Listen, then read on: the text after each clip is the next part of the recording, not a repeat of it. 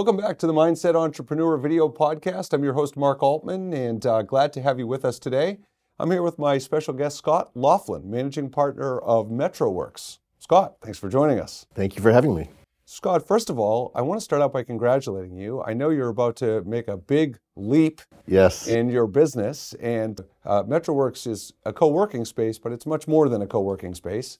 And so I want to talk about the transition you're about to make, because it's a dream, right? Be able to make this leap. Yes, it is. We're going from one small space in Natick Center to a much larger space up at the Sherwood Plaza on Route 9. And we're going to a space that will be 12 times as large as the space that we currently operate. Wow. So it is quite a quantum leap. We have a second floor office down in Natick with 24 members. Usually have anywhere from 6 to 10 people in the office every day. And this space will be 17,000 square feet. And we expect to have 200 plus members with a daily attendance of somewhere between 60 and 75 people. And how long have you been in business so far? 3 years. 3 years. That's an incredible growth in only 3 years. What do you attribute that success to? Having the right conversation at the right time. The building owner was curious if we'd be interested, and so we're working hand in hand with the building owner to launch the space. Okay, so I can already tell you're a very humble guy. So you say it's the conversation with the building owner, but you also have had success to be able to even have that conversation. True. Right? So what do you attribute to the success to even be able to have it? Well, as I mentioned earlier, the quality of the people that we have that are our members create a dynamic sense of community. And what makes co-working different than like an HQ or a Regis office systems is that we're really more about the people than we are the office. And the sense of community that you have inside the office. People know, each other's children's names, what they're doing, what sports they play. Well, it feels like, Scott, by the way you've described it, you're accomplishing a lot of the benefits that one central company would have broken up into all kinds of different companies. Is that fair to say? Yes, and no one's competing for a promotion, because for the most part, each person is an independent professional, either working for themselves as a solopreneur, or they're working for a larger corporation as a remote employee. I think a lot of people don't really understand co-working space. So what I guess I want to ask you is, as a trusted expert who's been doing this, if you're watching this and you're sitting there going, is a co-working space right for me?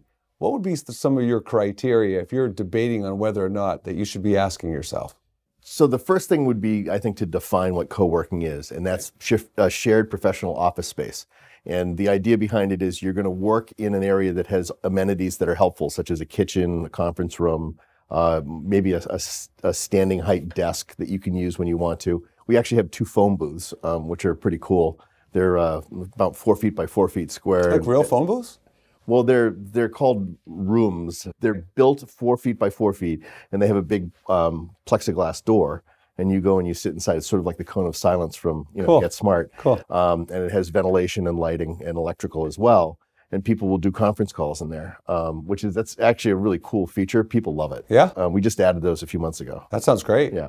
Now, in terms of whether or not co-working is right for somebody, the thing that's really good for us, or actually good for the people that are our members, is you can choose a different level of membership. You could be a community member where you only come in maybe once a month, or when you can buy additional days if you want to, or you can be a full-time member where you're there Monday through Friday, and you basically pay for what you need. And our membership is sort of like a gym. You pay, and then you get to use the facilities for whatever level of membership you purchased. And there's no term contract, so that there's no obligation to for like a lease. So do you find a lot of the members that have become clients? Do you find that part of the issue is, for a lot of small business owners, solopreneurs work at home? It's either unprofessional or they're not as productive or whatever. Are you finding there's a lot of that going around? Oh, absolutely. Yeah, if we were to define the demographic, it's ages 30 to 50, generally with school-age children.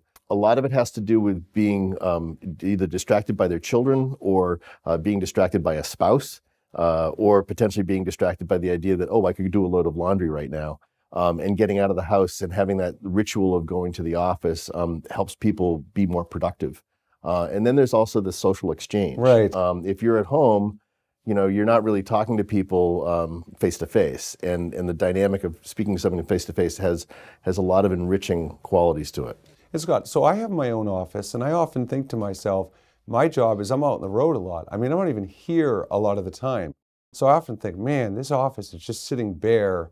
So for someone like me, who has the privacy and comfort of his own office, yes, I could save money by going to a co-working space, but what do you think I would lose? What are the fears, and are they reasonable? Or are they just in my mind that I'm worried about something that doesn't exist? Well, it becomes a question of work style. We do have locking offices, so that if somebody needs an office where they can leave their stuff, then that sort of allays those fears there. But if you're also a person that basically is working out of a briefcase and you're on the road on a regular basis, you can carry in, carry out, and it really is a lot less expensive to do so. So Scott, how are you able to foster the culture? You mentioned a few minutes ago about how everybody knows their kids' names and the sports they play and things like that. How are you able to foster that culture? Because that kind of thing just doesn't happen magically. I mean, there has to be a culture and an environment to create that. So how do you do that?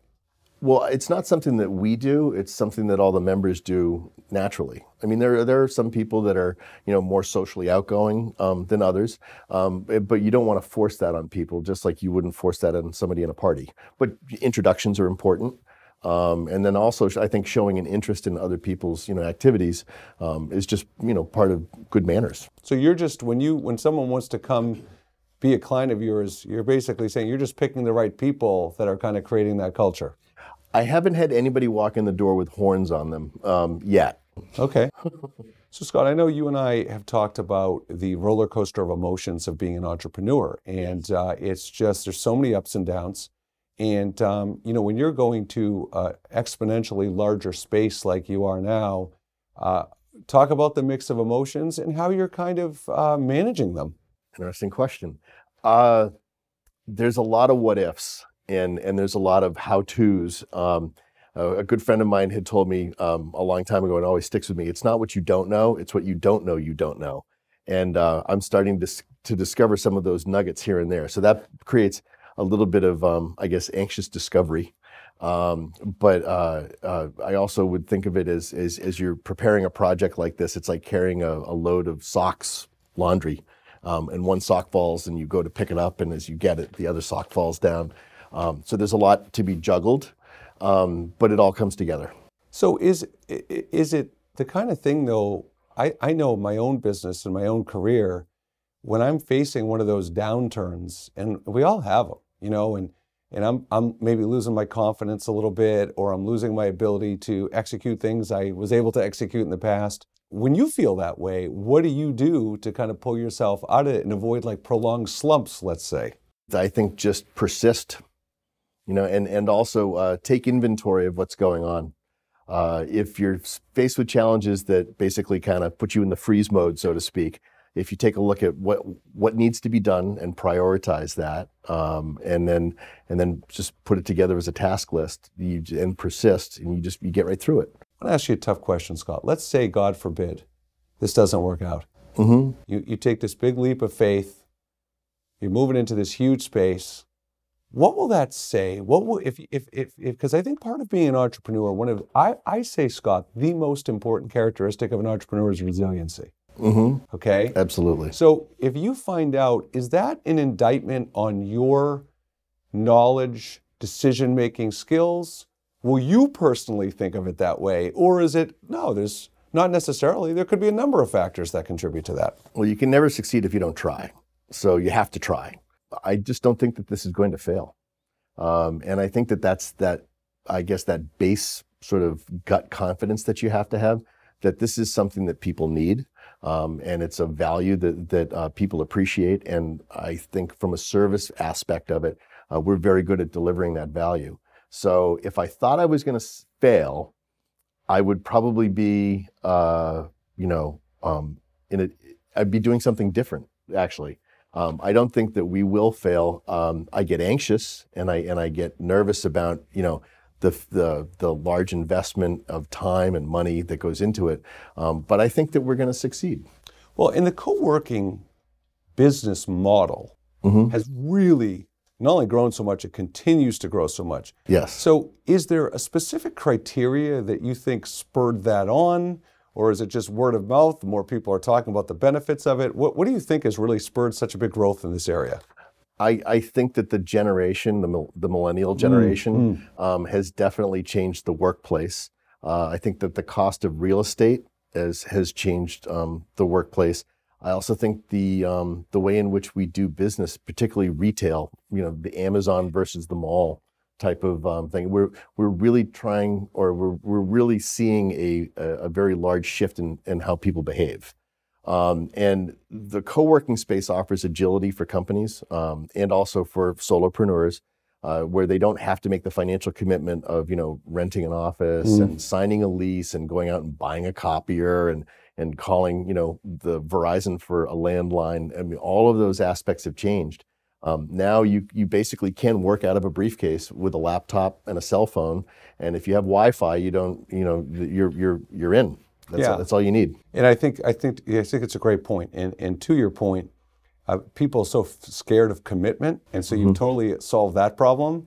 And people love choices and flexibility, and you've totally solved that problem. Absolutely. So that's big. And the technology definitely has pushed that along as well. You're right. Yeah, you're right. It's amazing to see what we can do now compared to what was and wasn't possible, many years ago.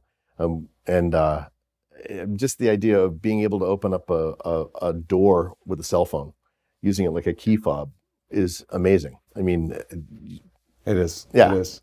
So now I know you wear a few different hats. You're also the chair of the Natick Economic Development Council. Yep. And I know you have part of your initiatives and mission of the council is to buy local. And can you talk about how that's going? And I know people might think, well, yeah, obviously, why wouldn't you buy local? But when you're buying local and you're focused on doing that, it's not just like a simple thing. It adds a little layer of work to it. So if you could talk about that a little bit. So I've been on the Economic Development Committee for 8 years now, and I've been chair for the past year, very much trying to enhance the quality of life and businesses in the Natick community. We've had some recent exciting things happening. Exponent is building a very large building on Route 9. Abbey Labs is building a 65,000 square foot biotech incubator on Strathmore Road, which will be right across the street from where we are. We have a new restaurant downtown, which is Buttercup, which is a second restaurant from the Farmhouse restaurant in Needham. So there's all these exciting things that are happening now. And we have a lot of local purveyors that we can go to in terms of food and different types of supplies, et cetera. When we were looking at putting furniture into this new space, and this is the biggest thing that I'm proud of, is we are buying all of our furniture within the state of Massachusetts, and from a company that employs 300 people in Leominster. And I think the key ingredient for it is that we're not settling for something local. We're actually buying something very high quality that happens to be manufactured locally. So in that instance, it's even more exciting. I think the most important thing that we need to do is we need to attract good businesses so that we have the option to buy locally without it being a sacrifice. Yeah, I mean, I could not agree more. I think you hit the nail on the head. I think there's a perception that if you buy local, you're lowering your standards and sacrificing. I think it's spot on. Yeah. I think for me, if I'm going to go out and buy, an appliance, or if I'm going to buy a lawnmower, as an example, I'm going to go to the local store down the street because I know that I can call that person and I can actually get an answer for something. I can have a part number looked up over the phone. And I can go see that person on a Saturday and get something fixed.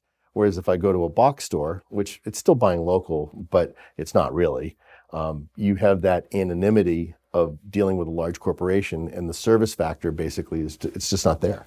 Well, and I think I feel very strongly about what you just said, because I feel like whenever you're going to pay more for something, and you are going to typically pay more at a local hardware store than you might a big box store. However, maybe.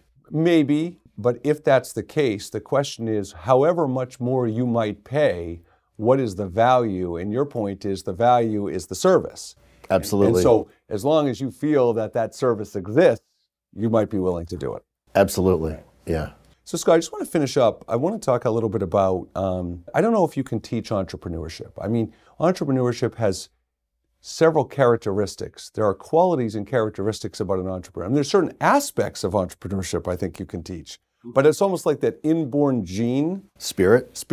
Yes. So, you started being an entrepreneur when you were 18. So I would just love, before we wrap up today, just talk about, why you became so passionate about entrepreneurship, how you had the courage at such a young age to start. A lot of the time when I look at doing something, if I can do it myself, I just want to go out and do it. And I'm also a little, particular about how things get done. So if I do things well, people appreciate that type of work, and sometimes they want me to do that work for them. And having control over your schedule and having the independence to do what you want to do, I think there's a little bit of pride in hanging your own shingle, so to speak. And so that's what I think motivates me in that respect.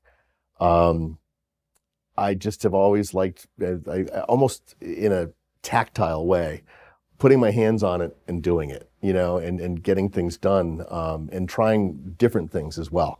That's awesome. Scott Laughlin, so glad to have you on the show. And just for our audience out there, Metroworks, growing, expanding, co-working, so many benefits. I have so many colleagues have told me that the multiple benefits, it's something I'm eventually going to be considering when my lease ends here. And I really appreciate you taking the time to come on the show today. Thank you. Thank you for having me. All right. And thank you to Video Company for a great job producing the show. And thank you for joining us for another edition of the Mindset Entrepreneur Video Podcast. We'll look forward to seeing you next time.